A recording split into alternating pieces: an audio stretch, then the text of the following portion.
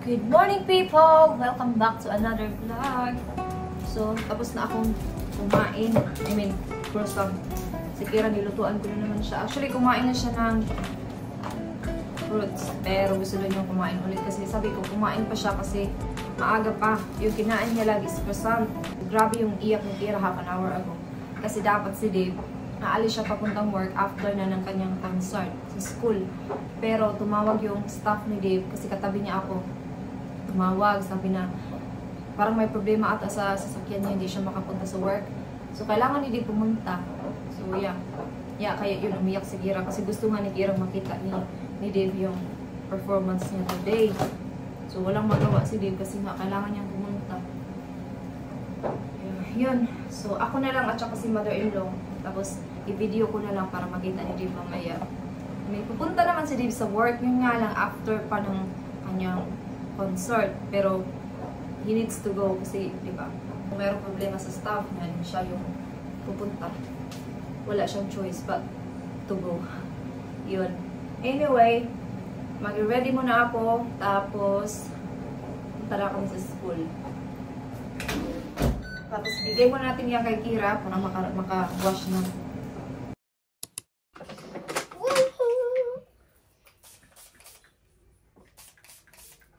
Kira is very excited. Everybody's excited. Daddy's not. So, I'm just going to curl Kira's hair.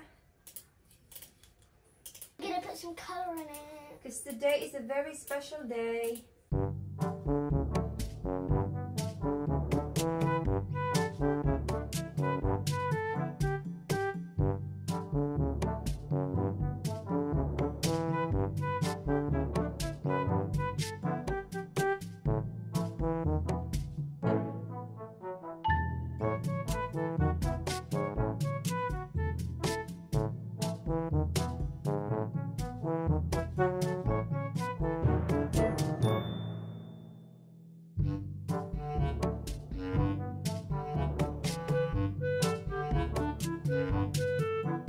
I had that one. What?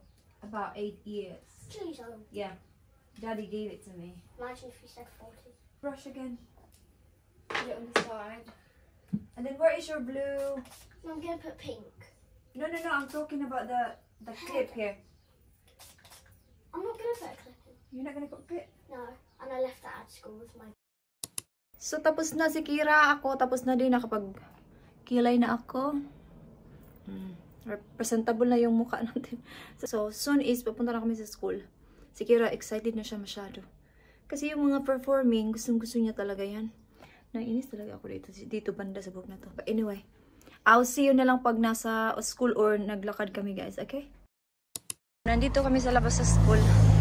Dinrap ko na si Kira. Bawal mag-video kasi maraming bata. So, si mother-in-law dito nag-park. Tawagin ko siya. Kasi mag-start na in about 15 minutes. Nandun si mother-in-law. So, tapos na yung concert. Hindi ako masyado makapag-video kasi di ba maraming bata. Pero mag-insert na lang ako dito ng picture ni Kira. Kasi super, siya, confident.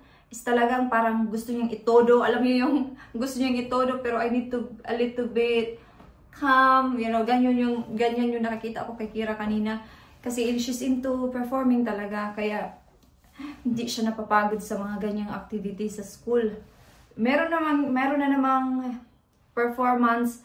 Lahat sila sa school ba? Yung parang before mag-end yung school year. Yan, maganda din yun. Last year pumunta din ako doon kasama si mother-in-law. Ganda din yun. So I'm really excited for that one as well. So yeah, so mag-relax muna ako bago ako papasok sa work. Ano pa naman, magti-10 pa lang ng umaga. So medyo may time pa akong mag-vacuum bago ako papasok. So yeah, I'll see you na lang later. Nag-vacuum na ako. And then kumain ako ng pancake kasi nagutom ako. So maya-maya pupunta na ako sa work. Doon ako sa aking fish and chips. And then tomorrow doon na naman ako sa aking card shop. So yeah. And nag-vacuum ako. Mamaya na ako mag-mop pagkatapos kong mag-work. Kasi pupunta pa ako sa Morrison after kong mag-work. And then pumunta ako sa school mamaya. Susunduin ko si Kira. Tapos meron na naman siyang swimming lesson from half past 4 till 5. So yeah, marami siyang... Nasabi ko sa inyo, si Kira, lahat gusto niyang salihan. So, syempre, mahal din kasi guys pag lahat, di ba? Hindi alam ni Kira na lahat ng lesson na meron siya, may bayad. I mean, alam niya naman may bayad, pero gusto niya talaga. So, and also, maganda din talaga na marunong lumangoy yung bata. Kasi, di ba, magagamit naman yun. Kaya, importante din talaga yung marunong lumangoy. So, yeah. So, pupunta na tayo sa work. Maya-maya. And then, hindi na ako mag-vlog kasi alam niyo naman yung routine ko sa work. So, mamaya na lang ulit ako mag-vlog pag magsundo na ako sa school. Okay? Paupo muna ako dito. Dito na ako sa labas ng work. Mahangin na naman. Alam niyo ba, marami nang naiinis sa weather dito sa UK. Kasi malamig pa rin. Yung mga tao dito naka-jacket pa rin. Ito na ako. I think quiet na naman today. Come on, let's go na. Hopefully, medyo busy-busy kundi, no? Kasi last week talaga napaka-quiet. Marami kaming tira. Like 7 na isda. Sayang kasi pag maraming tira, tapos diba, hindi busy. Kasi, iba talaga yung business lately kaysa last year, years ago. Tapos na akong mag-work. Pupunta muna ako sa Morrison kasi bibili ako ng garlic bread para sa dinner namin mamaya. Tapos mag-relax and then punta na ako sa school. Kuha tayo ng grapes. 3 for 5 pounds. And then ito din blueberries para sa kay Dave.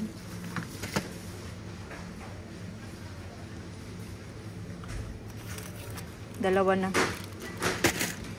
So yan. Pinalitan ko ng strawberries. Kuha tayo ng garlic bread. Ito.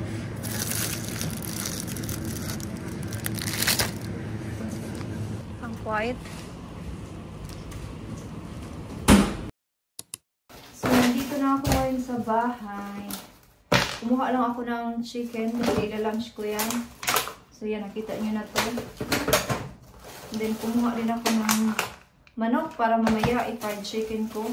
Para maiba naman yung dinner ni Kira, no? And then, itong garlic bread. Yun lang naman yung binili ko. Kasi yun lang naman yung kailangan ko. Put away ko muna to. Tapos mag-lunch na ako. And then, mamaya na lang ulit ako mag-vlog pag punta na kami sa kanyang swimming lesson. May nakalimutan ako yung pasta sauce. I think meron naman kami dito sa pantry. Anyway, kung wala man, so pupunta na lang ako sa Morrison ulit mamaya kasi maaga pa naman. Buti na lang mayroon. Hindi na ako bibili sa Morrison. Lagay natin yan dyan kasi gagamitin ko yan mamaya. Okay, I will see you na lang mamaya guys kasi nagutom na talaga ako. Okay? Hindi pa rin ako nakaalis guys kasi tumawag si mother-in-law. Susunduin niya lang daw ako. So yun. Pakita ko sa inyo kasi may Amazon na dumating. Binilhan kasi ako ni Dave ng CeraVe. Ito ba?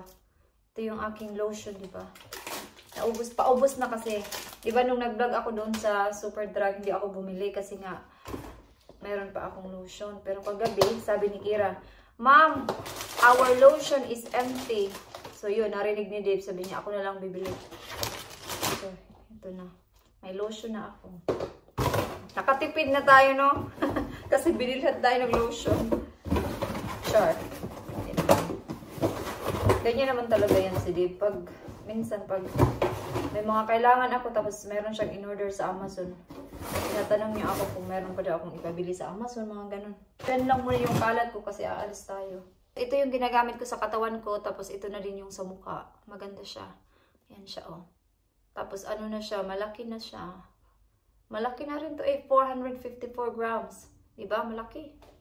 13 pounds something kasi naka-sale. So yun. Let's go na talaga. Alis na talaga tayo kasi nandito na si mother-in-law mga 10 minutes. So dito na yun siya.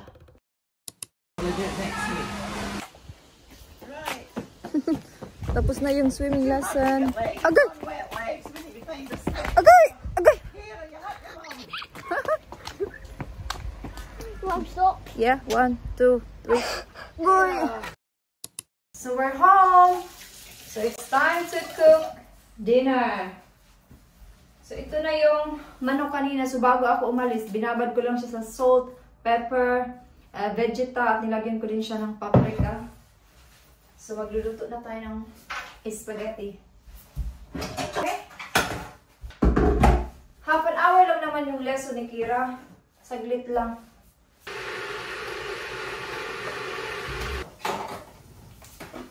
Ilagay natin yung beef.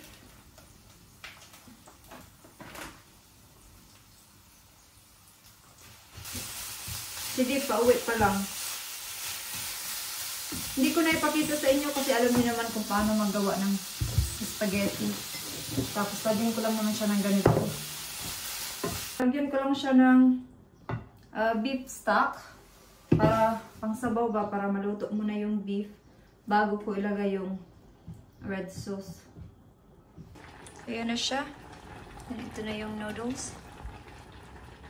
Naluto na yung pasta. So yung lulutuin ko na naman ngayon is yung fried chicken. So medyo maraming mantika, no? Siguro magdala si Dib nito bukas kasi medyo marami yung spaghetti. Pag gusto ni Kira kumain, pwede na siyang kumain kasi luto na. Ilagay ko na din yung harina. So yung harina, nilagyan ko lang siya ng asin, paminta, at saka vegeta. Yun lang. Yan na siya. Meron pang 3. Bigyan ko na si Kira ng kanyang dinner kasi nagutom na daw siya. Luto naman na yung spaghetti din, so bigyan ko na lang. Kasi galing siyang swimming, so nagutom na yan. Wash your hands na!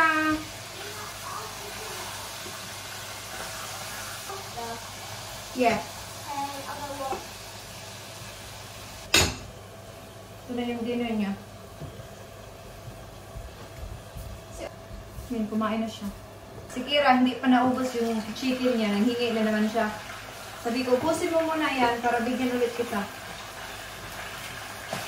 Kasi hindi pa naman luto. Taha.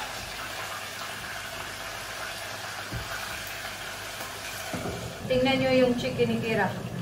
Naubos na talaga. Hindi ko pa siya natikman.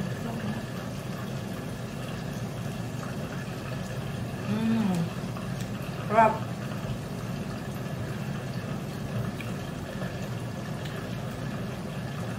Lami.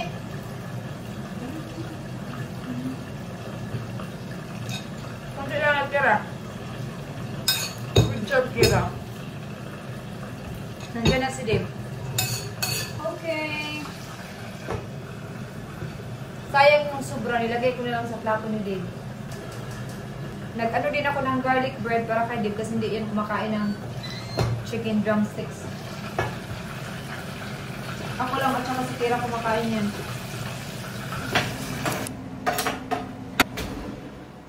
Dave, that is ready. Ay, kainit. Kakain muna kami, guys. Ito yung aking dinner. Ito kay Dave with garlic bread. Ilagay ko dito yung sobra. Kasi maraming ito. Para hugasan ko ito. Hindi yung kainan ni Kira bukas.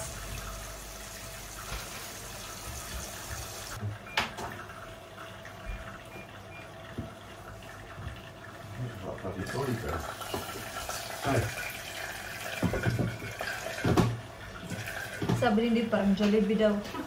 Spaghetti, tapos may manok. Kain mo na kami yun. Grabe, busog talaga ako. Ouch! Ouch! Ang init! Super busog.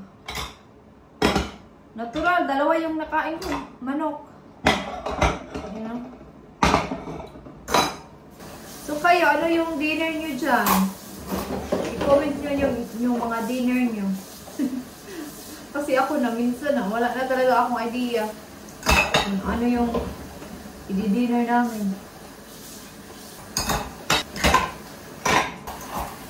Ano kaon, maglinis na naman.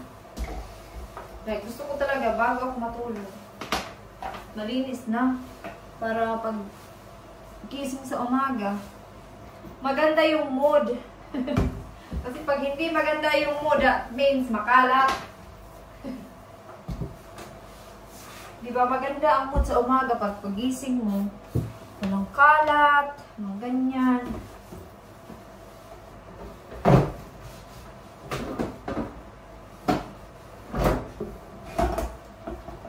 Okay.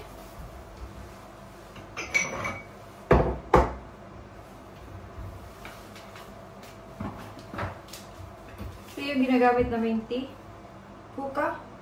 Hookah Nighttime Organic Tea.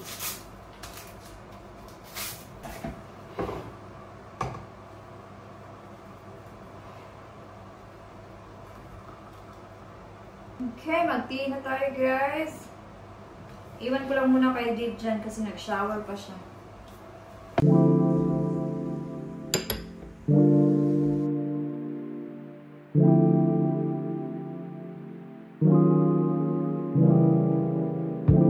I-end ko na dito yung vlog. So, thank you so much guys for watching this video and I hope to see you guys on my next one. Bye-bye!